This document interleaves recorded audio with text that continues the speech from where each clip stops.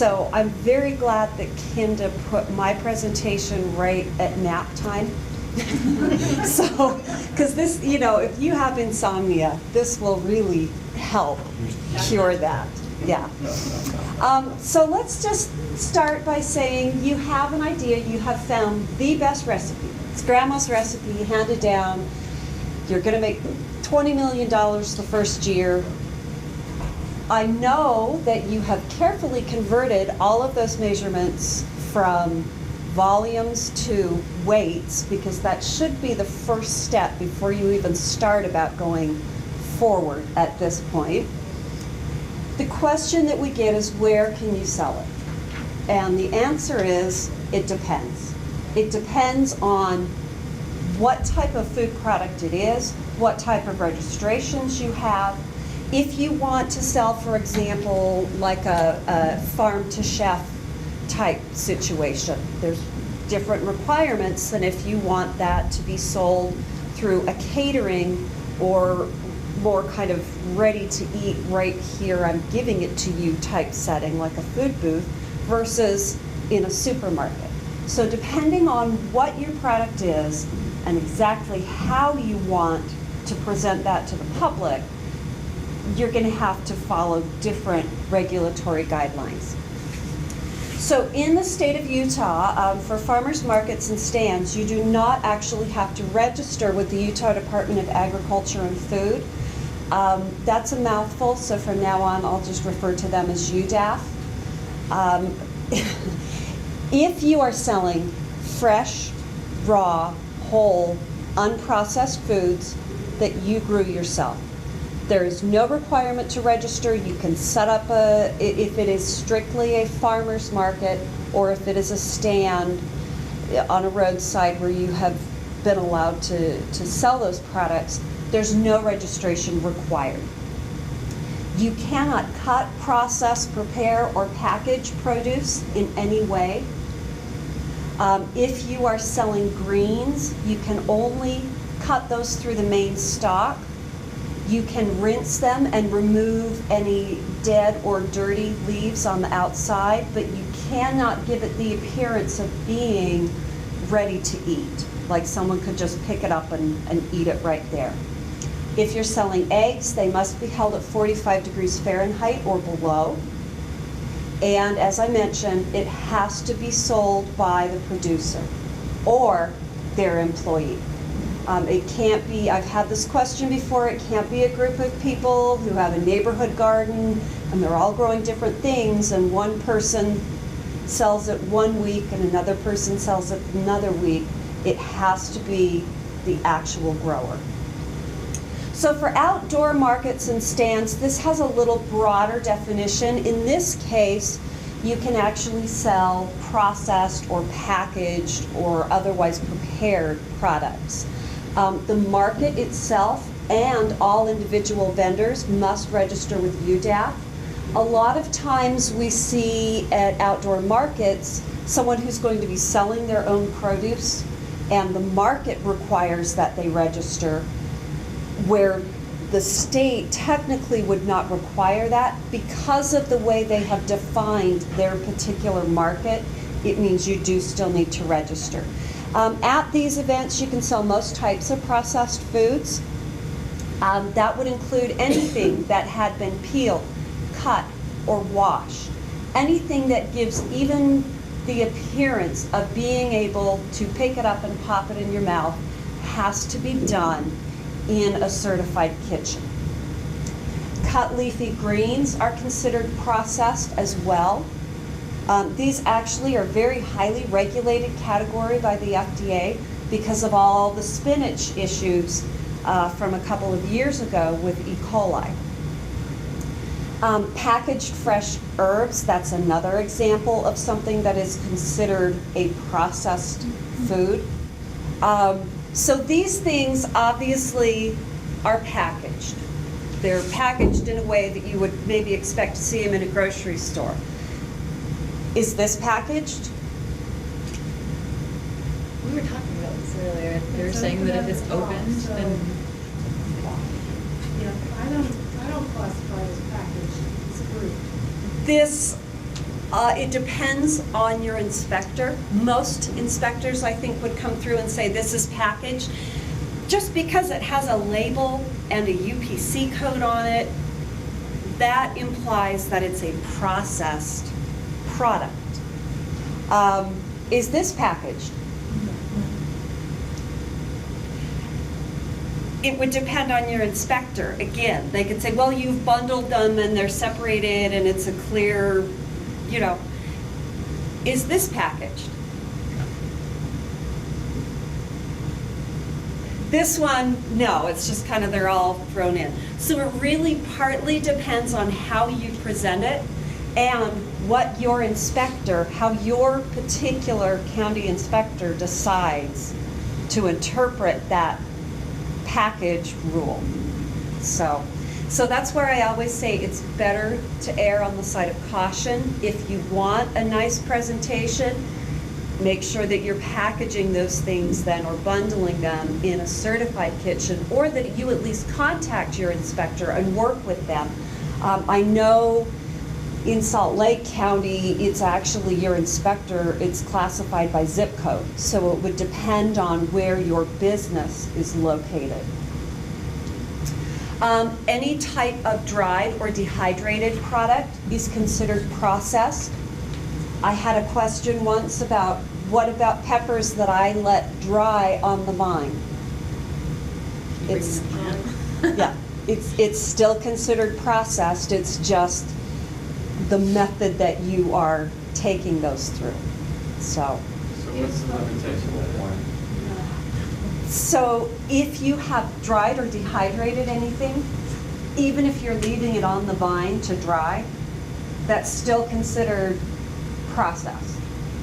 So you would have to do. So you would need to register with you would actually need to register with the Utah Department of Ag, and we'll get to that here. But it just needs to be done in a more controlled environment with other permits in place. If they're just the fresh peppers that you're picking, and I think that dividing line is anything that looks like it's just come right out of a garden, that doesn't give the implication that there's been anything done to it. That's considered a raw agricultural commodity, and it doesn't require special handling. Now, there are some issues coming up with the Food Safety Modernization Act. This was passed, what, we're going on 4 years now, and the FDA has just recently, just yesterday, I got an email that they had extended the comment period for several of these aspects again.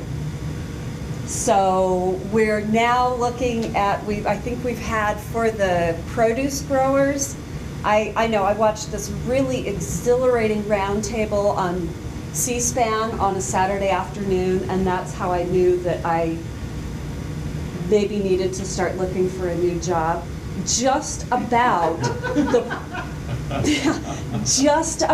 the produce regulations and what's going to happen with the National Organic Program and all of this other stuff, because USDA still has jurisdiction over those raw commodities. The FDA has been given jurisdiction over the safety of those raw commodities. So we are now going to see a situation where the USDA will come in and grade those products, but the FDA will come in and look at the growing conditions and have specific rules that need to be followed there. So Is a lot of these regulations, are they a lot of them state? no, Because in New York, This I'm is- coming from New York, and we didn't have to do any of this. this is federal. We never had to deal with the packaging issues with the. And that would come down to what the rules were, and I'm not positive what the Department of Ag in New York State, exactly how they interpreted some of these things. So this part really kind of goes back to what our state inspectors, what the rules are. In some states, you have to pay to sell anything, even if it is a raw agricultural commodity, and that comes down to the state level. So this is what is required in Utah. What we're talking about now is this may even change because of what's going on at the federal level. So we may see some things. On the dehydrated, how does Utah feel about solar dehydrators? That's still dehydration. Yeah, but it's kind of hard to have one inside of a commercial kitchen because they don't catch sun to dehydrate. And that's where you would have to work with your inspector, and there would need to be, and at that point you'd probably need to have a safety plan spelled out, how you're going to prevent insects or rodents or deer or something get into that. But that's something that, as long as they know what it is that you're doing and you're willing to work with them, I haven't worked with any inspectors that haven't been willing to say, okay, let's figure out how we can do this. But that is something that would be considered a regulated process. And couldn't we do that with a cottage kitchen? No, No. most likely not. But again, that's something ultimately that would be Rebecca Nielsen. So, okay, so when a lot of these things that we're talking about, trying to market these things, it really comes down to that idea of value added. And a lot of the kinds of products that we see people wanting to make are these kind of gourmet or specialty foods, jams and jellies, pickled vegetables, things like hot sauce and salsa, very, very popular. Herbed oils and vinegars. Some of these are very loosely regulated, some of them are very tightly regulated. So that's where you need to make sure that you're working with that inspector on your specific food product. The things that you need to consider are the safety of your product and the process, the regulatory rules that apply to your specific product, and also how you need to label it. So let's start with safety, because this is so much fun. So, things you need to ask yourself when you're looking at designing this process for this food. How are you going to clean and sanitize? How will you prepare or cook that food product so that you are minimizing the chances that it could harbor some type of bacteria? How will you package that food product or otherwise protect it once it's been through that preparation process? And then how are you going to store and display that product to make sure that you're maintaining that safety? So before we start talking about the really fun parts, we're going to have a vocabulary lesson. When we talk about clean, we're talking about things that are free of visible dirt or debris. Typically we talk about clean in the terms of things like whole, unprocessed foods. So in many cases it is okay to clean certain vegetables after you harvest them, but that doesn't include washing or just brushing off dirt or maybe wiping it. Sanitary means it's free of pathogenic bacteria. Pathogens are the ones that are capable of causing disease in humans. This applies to processed foods. In most cases, we want them to be free of any viable bacteria, if at all possible. And also to food contact surfaces. So any of those kitchen counters or any type of processing equipment, that needs to be first cleaned to remove the visible debris and then sanitized to remove the pathogenic bacteria. Sterile, from a food standpoint, we're talking about things that are free of all viable bacteria. When you look at something like pasteurized milk, we hit a temperature that we know will destroy those microbes that are capable of making us sick. But even as your milk sits in the fridge, eventually it starts to go sour and there is bacterial growth there.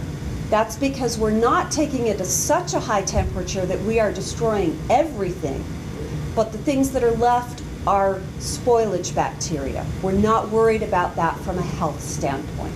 So that's kind of that distinction. In foods, we rarely hit sterile.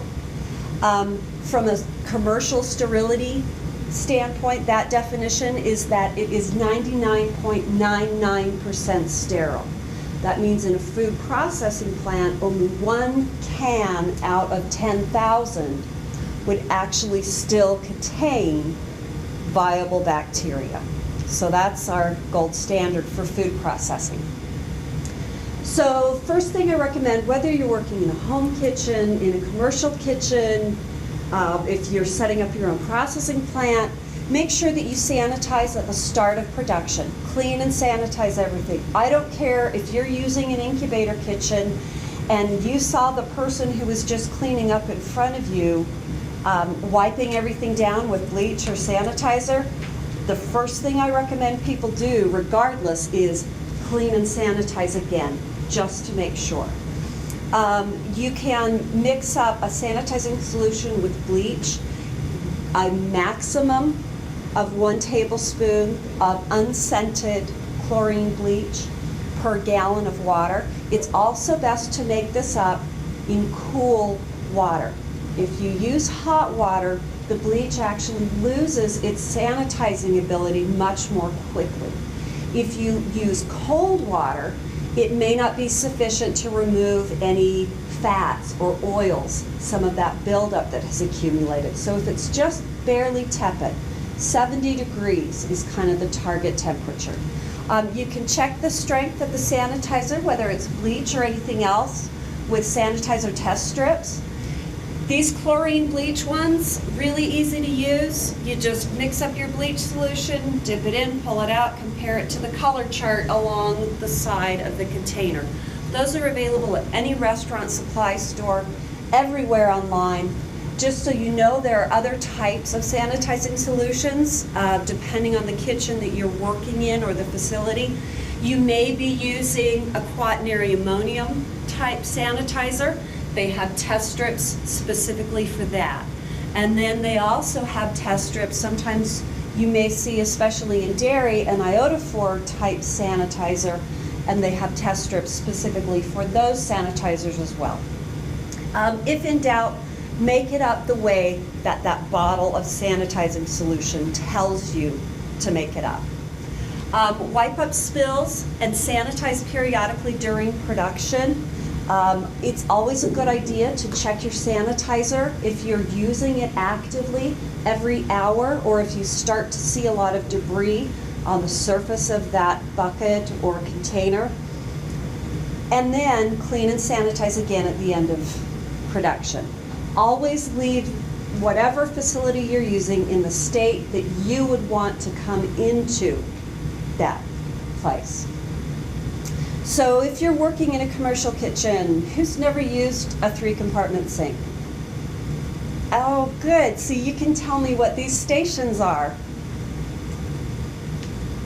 So we have a scrape and rinse. This is where we clean the equipment. We're removing all visible debris or dirt, wiping it out with a paper towel or something, rinsing off those chunks.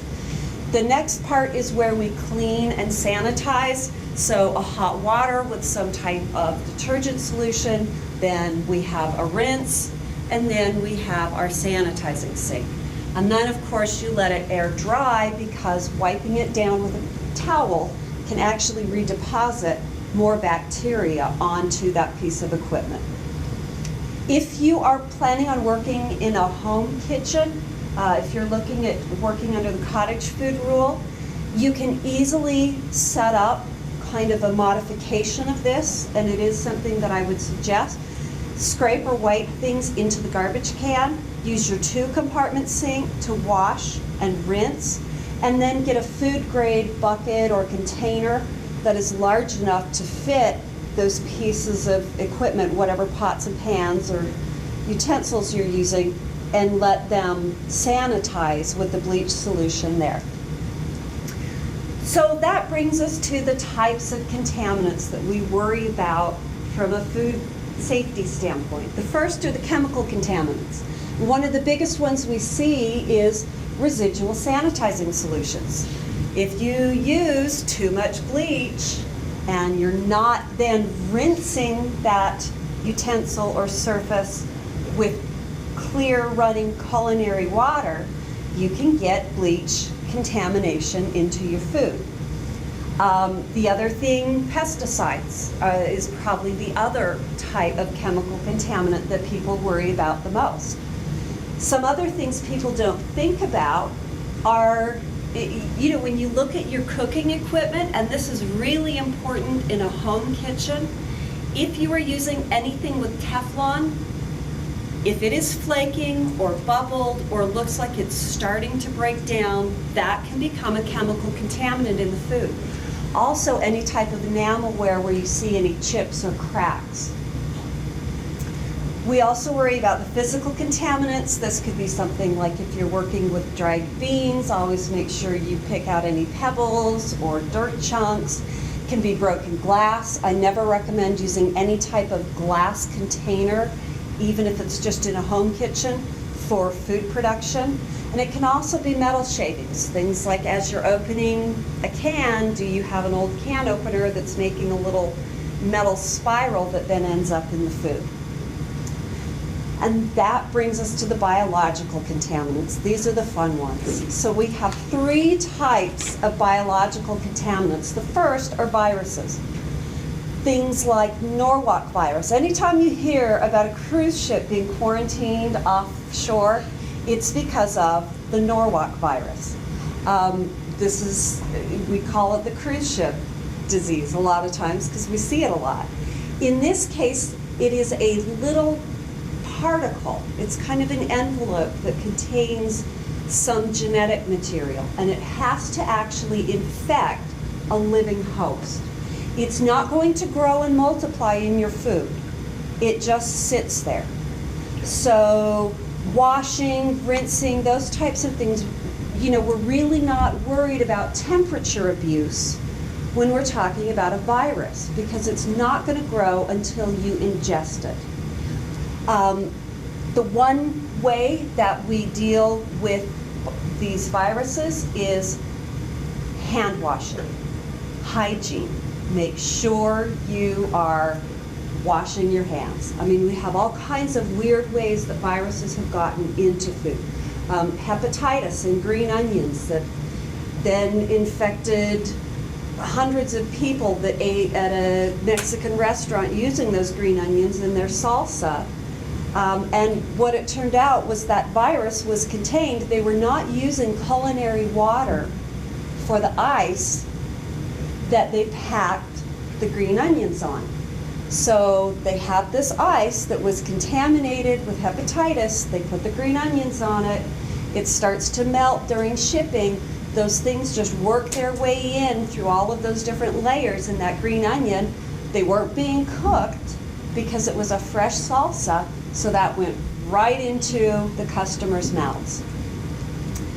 The next category, we have fungi. These can multiply and grow without a host. They don't need to infect you. In fact, in most cases, it's kind of rare that we see any type of foodborne mold or yeast infect a person. This mostly, we're talking about food spoilage issues. So how many of you would eat this roll? I just cut off the outside a little. No, I'm just kidding. Yeah, moldy cheese. A lot of times, actually, these things, we use the same ones when we're talking about fermenting, when we purposely want to change a product, that we turn around in other food products and say they're spoiling it. So this really is just a matter of the quality of the food, not so much the safety, but it doesn't look nice. So, and then the big one, the bacteria. These can multiply and grow without a host. This is why we worry so much about temperature abuse, keeping hot foods hot and cold foods cold. We're keeping them out of this middle range where they like to grow. When we talk about controlling bacteria, if you can remember the acronym FAT-TOM, this gives you all of the things that you need to be keeping in mind to keep that product safe. So a couple of these things affect whether or not bacteria survive, where others only affect whether or not they grow. You cannot get rid of the bacteria. They will still be there, but you'll keep them from actively multiplying. In some cases, for example, E. coli, we're talking about 10 to 15 cells can make a human adult sick. For the elderly and the young, that's even less. Versus something like salmonella, when we talk about salmonella, we're talking about thousands of cells. So in some cases, this temperature control really does become critical. If you have 10 salmonella cells in a food and you keep it properly refrigerated, you can still eat it and it's not going to have an adverse effect on your health. So the ones that affect survival, we have moisture. We typically talk about water activity. We really aren't that concerned about how much water is present. We are concerned with how much is available. So there are a couple of ways that we can change the availability of that water.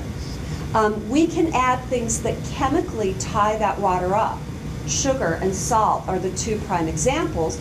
They tie up that water. That water is still there, but it's not available, so the bacteria will not grow. We can also remove water, and this again would go back to the dehydrating or drying products. There's a chart in there that just gives you kind of a rough idea of the general range for water activity where certain types of food fall. From a food processing and food safety standpoint, the critical water activity is 0.85. If you are at a water activity below 0.85, we know that pathogenic bacteria cannot grow. They may not be killed off, but they cannot grow. When we get down to even lower water activity levels, it would actually then kill off any bacteria that were present. You can see kind of this range right here.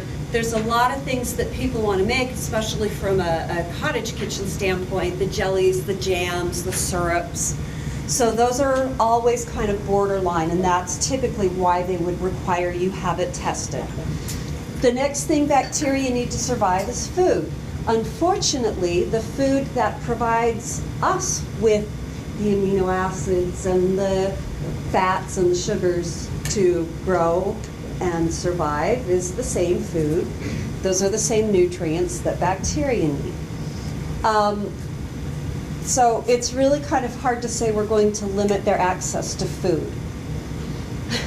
One thing that we can do is we can limit the growth of things like pathogenic and specific types of spoilage bacteria by adding what we refer to as a good bacteria. An example of this would be when we are fermenting a product. So we're using yeast or we're using specific bacteria to change the nature of that product that then limits how much some of these other bacteria can grow. The next thing is atmosphere.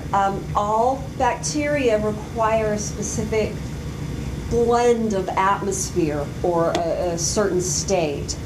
Those that require oxygen, like we do, we refer to as aerobic.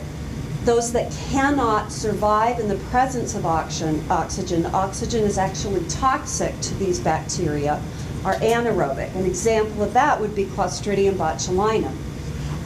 The facultative they're typically anaerobic bacteria that can still tolerate the presence of varying amounts of oxygen. Unfortunately, that atmospheric description is a description of our guts. So the majority of the bacteria that we think about causing illness fall into this facultative category, and those unfortunately are the ones that are a little harder to control. What other kinds of places can you think of where no oxygen is present that we might have an issue? So, for example, with Clostridium botulinum, it's not until you remove all that oxygen that you're going to see growth and that toxin production. Where do we see no oxygen? Inside canned foods, which is why they are so highly regulated. inside oil, which is why you cannot make garlic in oil seasoned blends, because garlic grows in the ground. The Clostridium is, you have to assume it's there. Even if you are making a large pot of something, say you're making chili, that you're going to turn around and chill properly and package, and it's going to be sold at a grocery store, the center of that pot, if you're not stirring it, can become anaerobic. And it's this nice warm environment, so you really need to be aware of making sure that you're not creating someplace that can harbor botulism. So the first thing that affects really just the growth of bacteria is acid prevents them from waking back up. When you're looking at canned foods, this becomes important because we get people all the time saying, well, how come I can make jelly and jam, but I can't make salsa? Because there's this middle ground where it's a little more highly regulated, and then beyond that, you can't make your own canned green beans commercially unless you are even more highly regulated.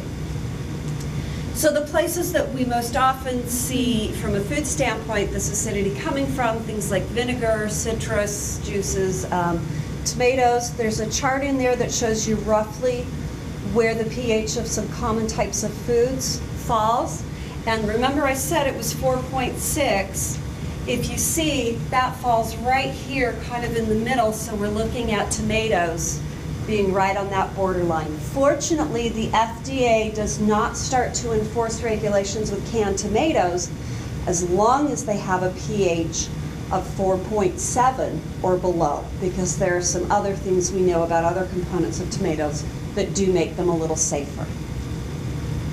So temperature. Each bacteria prefers to grow at a different temperature range. The majority of these love to grow at our body temperature. One exception to this would be Listeria. This is one that we really worry about in refrigerated foods. And the best way we can control this is through sanitation. Typically though, now this number changes a little bit on each side all the time. But I think it's easier to just remember 40 to 140. You don't have to worry about, is it really 38 to 143? It never gets narrower, it's just a degree here and there that they might expand it. But 40 to 140, easy to keep that in your mind. Anything that is a cold food needs to be brought down below 40 degrees as fast as possible. Anything that is a hot food needs to be maintained above 140. The interesting thing is that heat is a very effective destruction tool. We can completely destroy any viable bacteria with heat. Cold just kind of puts them into stasis. Our microbiology labs up in our department on the USU campus have negative 70 degrees Celsius freezers where they keep all of their bacterial cultures until the next time they need to use that particular one. So cold is very effective at preserving them. This is an issue a lot of times we see people wanting to make, especially, I know one of the newer trends now is ice cream sandwiches. And we see people wanting to make their own ice cream and not go through certain steps with that ice cream mix. And they say, well, it's okay because it's frozen. And we say, well, by freezing it, you're just preserving all of the bacteria that you didn't kill by not cooking that mix off. So when you are looking at any type of outdoor market, remember that you do need to keep those refrigerated foods at 41 degrees Fahrenheit or lower. The exception to this would be eggs, which I mentioned are 45. Ice storage is allowed in Utah as long as you have a properly draining system. From a commercial standpoint, they have these nice expensive units that can run thousands of dollars, but they're very effective, very efficient. You can do this kind of a modified version by getting a taller hotel pan as a bottom kind of catch container, using a perforated hotel pan that's a little shallower on the top, filling that with ice, and then displaying your product on top of that. Just periodically empty that bottom container, and you will be able to maintain that cold temperature.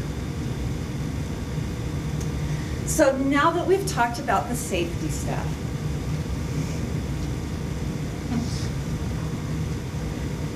I have to apologize. Let's talk about some regulatory issues. So in Utah, the main agency that you will be interacting with is the Utah Department of Agriculture and Food. And there are a couple of main pieces of legislation that apply to food processors in Utah. The first, the Utah Cottage Food Act. This is where you can produce food in your home. You do have to have a permit. Let's talk a little bit about that, but then the majority of what is upcoming will talk about certified commercial establishments. So if you are looking at home food production, you cannot have any pets. You do have to provide separate storage from your household food items for both ingredients and finished products, and you need to have a food handler's permit. You have to say home produced clearly on the label, and you cannot sell those products to restaurants or other food establishments.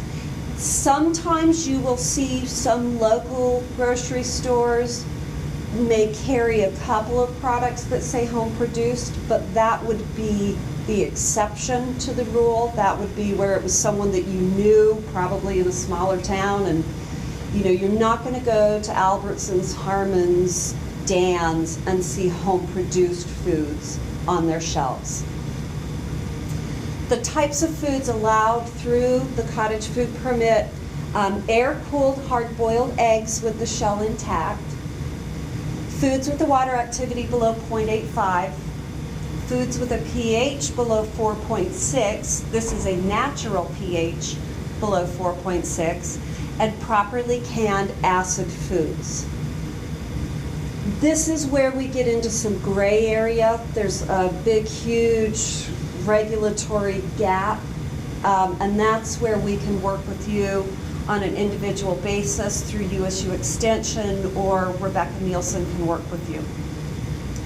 Foods that are not allowed: any food of animal origin, whether it's cooked or not, any food of plant origin that has been cooked and then cooled, products containing raw sprouts, cut melons or tomatoes, and non-acidified garlic and oil mixtures. Okay, anybody planning on doing home food production? I'll look into it. Maybe? Okay. Yeah, and and if you have questions, feel free to contact me and I can kind of step you through some of that stuff. All right, so let's move to more of the commercial aspect now. The next piece of Utah legislation is the Utah Dairy Act. This means that a license is required. So it's not just a permit, it's an actual license. And you can go online and actually see all of the licensed dairy producers through the whole state. Anyone who's operating a pasteurizer, who is making butter or cheese, or who is distributing a dairy product must be registered. And there's also another kind of catch-all category that's basically just anyone processing dairy. The FSIS compliance program, this is the Food Safety Inspection Service. It is a branch of the USDA, and they are the ones that are responsible for the food safety issues associated with all of the products covered by the USDA. They work very closely with the state of Utah to administer this program, and this again affects meat processors. You have to have a license for any type of meat or poultry production. That includes certain products depending on how much meat is contained. And then the catch-all piece of legislation is the Utah Wholesome Food Act. Anybody else who's processing food in the state of Utah that doesn't fall into one of the previous three categories has to register through this particular aspect. This is not an actual license, it's just a registration. And for most small businesses, it runs about $35 a year. So it's not too expensive. So let's talk about how UDAF and the USDA work together through the FSIS compliance program. Again, as I mentioned, they come in and inspect these meat processing plants. If you are doing anything where you're thinking about, for example, a spaghetti sauce with meat added, or if I know sometimes we have people interested in doing jerky, those are all food products that would fall into this particular category. And you're actually lucky because when the Utah inspector comes in, you've basically satisfied the requirements for the federal inspector. They work very closely. There's a free flow of information. The regulations are tighter, but all of the paperwork and the maze is eliminated.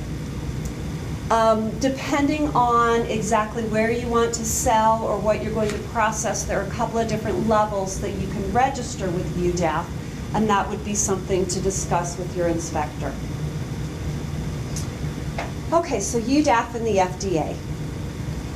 They work in conjunction with the FDA for dairy inspections. So if you have to be licensed as a dairy or a dairy products producer, you're good as far as satisfying FDA requirements by meeting UDAP's requirements.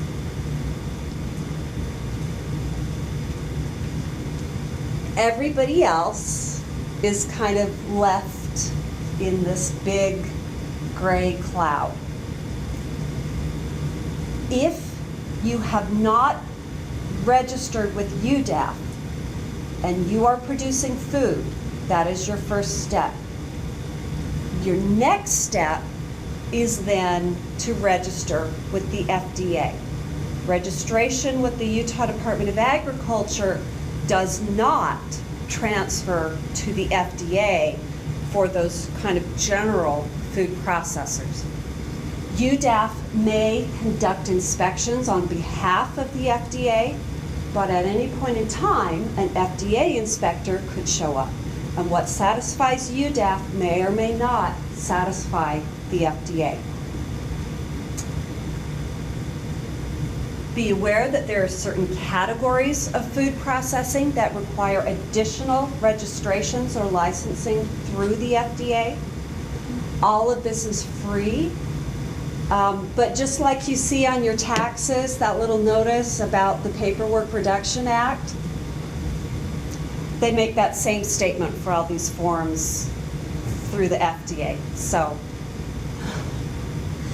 I have put together this chart to try to help people sort through where they need to register based on the type of product that they've made. Now, beyond this, I want to get into labeling issues. If we have time at the end, if you know that you are going to be making a product that falls into one of these specific categories, especially the ones with a dashed line, if there's time at the end, we can go over some of those specific regulations that apply for that particular food. Now, be aware, for on-farm processing, this is all still up in the air. They're looking at exempting certain combinations of foods and processing activities if they are conducted on a farm. How exactly that's going to shake out, we won't know until that piece of legislation finally starts to get enforced. So the processing options that you have, contract packaging, we do have a couple of co-packers in Utah that, depending on the type of product, you would be able to work with. What this is it's a certified food production facility that's registered with the FDA. They're making foods that are on the grocery store shelves. In their downtime, if they have it, for a fee, they can package and produce your food. In some cases, you hand over the recipe. They handle everything else. That would be a larger fee. In other cases, you can have you deliver the recipe and the ingredients and the package, and they just run it through that processing line. That would be a little bit less of a fee, but that's a very individual thing. If you are using a co-packer, you can sell to restaurants, and you can sell through any food establishment. So there are no limitations. The next option is a certified food establishment. This may be an incubator kitchen, it can be a restaurant kitchen. If you are working in an incubator kitchen, chances are it is certified by the Utah Department of Agriculture and Food. If you are working in a restaurant kitchen, it is certified through the local health department. Those requirements between those two agencies kind of differ. Either way, regardless of where you are working, regardless of where they're certified, for you to work there, you must register as a food processor through the Utah Department of Agriculture and Food. In this case, again, you can sell to restaurants, food establishments. There are really no limitations. One of the issues we see by using these types of kitchens, though, is as your business starts to take off, it's really hard to keep up with production when you're asking for time in a shared space. If you are looking at producing any of those potentially hazardous foods, you can produce those, but there are some requirements, and that's where your UDAP inspector or USU Extension can kind of help walk you through those issues. So, for packaging, you must have a primary display panel. The primary display panel is where you give the consumer the information about that product. That includes a statement of identity and a net weight statement. And there are very specific rules through the FDA how these things need to appear. There are actually many categories of foods where they have a legally established name, something that you are required to call your food. If you are producing a food product that falls into any of these categories, there are specific guidelines for that statement of identity that needs to appear on the front of the package. If you have a product that doesn't fall into one of those categories, you are directed to use a common or usual name. So if you are going to package something like a caramel topping for ice cream, you can't call it Grandma's Secret Recipe Super Yum Yum Stuff. You need to give them some idea of what it is. Other things that you must include in that statement of identity, if it is a produce type product that you cannot see clearly through the container, so if it's in glass bottles, you're okay. If you can't see through the container, you do have to indicate if it has been sliced, cubed, crushed, etc. Imitation is a real gray area. If you're doing something that you think might fall into that category, contact me. And then for any drink, any beverage showing fruits and vegetables on the label, you have to actually declare what percentage of juice is in there. The next panel is the information panel. This is where you find your nutrition facts, your ingredient statement, and then also your company name and your physical address. For the ingredient statement, this is why it was so important, clear back in the beginning of this presentation, that you had converted all of those recipes from volumes to weights, because you're going to be required to list your ingredients by weight in descending order for the ingredient statement. If you have any type of preservative, you must indicate what its function is. An example, ascorbic acid to promote color retention. If you are putting something in that is specifically serving as a mold inhibitor, or something that has some kind of antioxidant capacity that's going to keep the flavor bright and vivid. You just need to indicate why that additive is there. Things like spices, natural flavors, and artificial flavors can be grouped. So natural flavors, you can say, contains other natural flavors. Artificial flavors, you need to usually be a little more specific, but you can still kind of group those. For spices, it includes all your spices and herbs except any spice or herb that comes from something that is traditionally considered a vegetable. So if you're using celery salt or onion powder or garlic, those have to be specifically listed. They can't be grouped together. Salt cannot be lumped into that category, and MSG. So those are the only exceptions to that. This is where I tell people, if you have a secret recipe that is your spice blend, basically, you don't need to tell them what seasonings you're using in that product. So there is a way to kind of hide some of that sensitive information. It's so evil too, though, because you want to know all the bad Yeah, you stuff, want to know. But it's natural. Well, it's this would only be like if they're using basil and thyme and oregano, they don't need to tell you that. I guess I was thinking commercially It's when they put like aspartame or spices. whatever in it, but they're just like the weird things you want to know, but they don't tell you. That can't be That's kind of- lumped. That specifically has to be spelled out. All non-nutritive sweeteners, alternative sweeteners, all of those things specifically have to be listed. They don't have to include a function, but they have to be listed.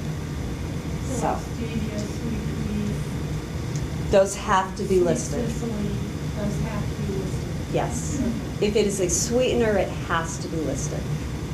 I did hear that aspartame was like being renamed as like amino sweet or something. Do you know if that's true? That may be a new brand name. Oh, I don't know. Just wonder if you Yeah. might be there. I'm not sure. Okay, if you are using any type of artificial color, you need to list it by the FDA-approved name. Typically, we don't see very many people who have to deal with this. One thing to remember, though, if you are doing, for example, cakes, and you are using artificial food coloring in the frosting, you do have to spell out that specific, those colors that were included in that food color. The other thing you need to have is an allergen statement. The FDA gives you a couple of options on how to do this. One is to include the name of the allergen in the name of the project or the product, the ingredient. So you could say something like whey and then in parentheses from milk, just so long as it's clear this is that allergen. The other way you can do it is just to list these things. So for example, here you see they've just listed whey, but then down here they have a contains statement. If you choose to do it this way, it needs to come immediately after that ingredient statement. There can't be any other intervening material, anything in between.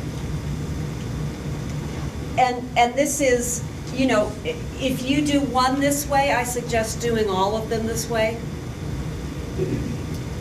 For nutrition labeling, this is just the guidance that the FDA has put out on font sizes. So you can imagine that the actual rules on how all these things are calculated, all of that, this is volumes. I have a copy of the Code of Federal Regulations that contains all of this information, and that volume is about this thick, and half of it is applied to food labeling, and the majority of that goes to nutrition facts. Plus, it's all going to change. We are coming up on the end of a comment period for reformatting the nutrition facts panel. So I'm not going to go into this any more than to say, if you make any type of health claim, you have to have a nutrition facts panel. There are some exemptions. Oh, let me address this though really quick. The reference amounts customarily consumed. There's rumor that some of these may change as well, or at least some of the guidelines for how the FDA decides when they do and don't want to enforce these.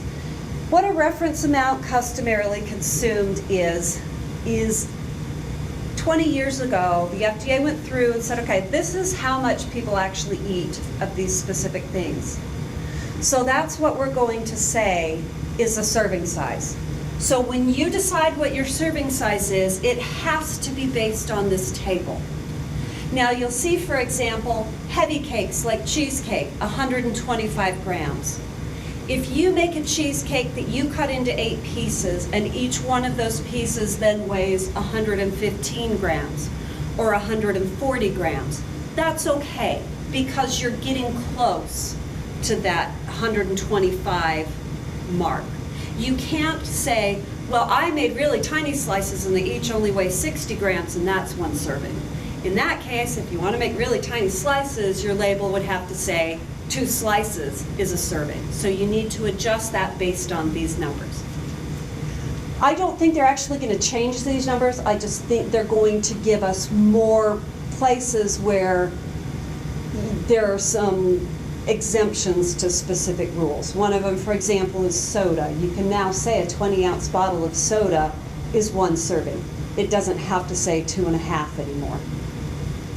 Okay, so fortunately, when you are a small business, you can file for an exemption from having to have a nutrition facts panel. This kind of gives that most of you will fall into this direct-to-consumer type sales. This is where you would base the reasoning for that exemption if you're doing a lot of farmers markets. As soon as you start going through any type of retailer or warehouse situation, that's where it then goes back to how many employees do you have to still qualify for that exemption. If you make any type of statement about the nutritional value of your food, or this is high in fiber, anything like that voids this exemption, and you still have to have a nutrition facts panel to back it up. One word of warning, most grocery stores will require that you have a nutrition facts panel. So even if you qualify for the exemption, depending on who it is you're working with, you may still have to do this. So health claims. How much time do I have? Do you need 10 minutes maybe? Sure, okay. The types of health claims, they're nutrient content claims. This is things like high sugar, low fat, low sugar, low salt, all of those things. There are specific guidelines for each of those things. And if that is something that you're looking at, can I make this claim? I am happy to help you sort through all of that information. Approved health claims are things saying a diet high in fiber and low in calories, saturated fat, and sugars can help reduce the risk of this particular cancer. This food contains 15% of the recommended dietary intake for fiber. Those are things where they have established rules. There's a general scientific consensus, 100 food scientists and nutritionists in a room.